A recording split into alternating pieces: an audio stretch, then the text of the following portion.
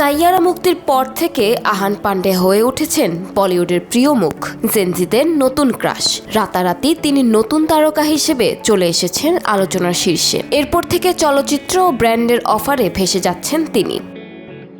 Ahan Pandey generation Z এর কাছে সবচেয়ে আকর্ষণীয় মুখে পরিণত হয়েছেন বলে জানা গিয়েছে। দেশের 6টি শীর্ষ ব্র্যান্ড ইতোমধ্যে তাকে প্রচারণার প্রস্তাব দিয়েছে। সাইয়ারা ছবির প্রযোজনার প্রতিষ্ঠানও তার প্রতি বিশ্বাস রাখার কারণে তাকে প্রকাশ্যে নিয়ে আসেনি। তবে কোনো সাক্ষাৎকার বা প্রকাশ্য অনুষ্ঠানে অংশগ্রহণ না করলেও মোহিত ছুরি পরিচালিত ছবির মুক্তির পর সবাইকে মুগ্ধ করেছেন আহান।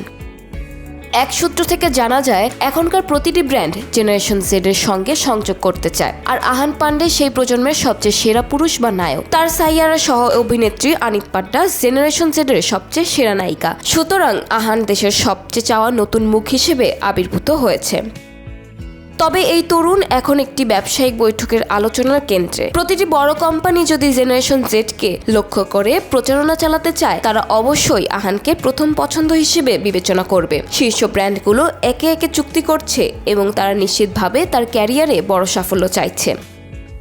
সাইয়ারা ছবিকে আধুনিক যুগের দিলওয়ালে দুলহানিয়া লে যায়েঙ্গে হিসেবে মনে করা হচ্ছে। পরবর্তী সময়ে আহান পান্ডের কোন ছবি মুক্তি পাবে এবং তার ব্র্যান্ড সংক্রান্ত ঘোষণা কবে হবে তা দর্শক ও অনুরাগীরা অধীর আগ্রহে অপেক্ষা করছেন।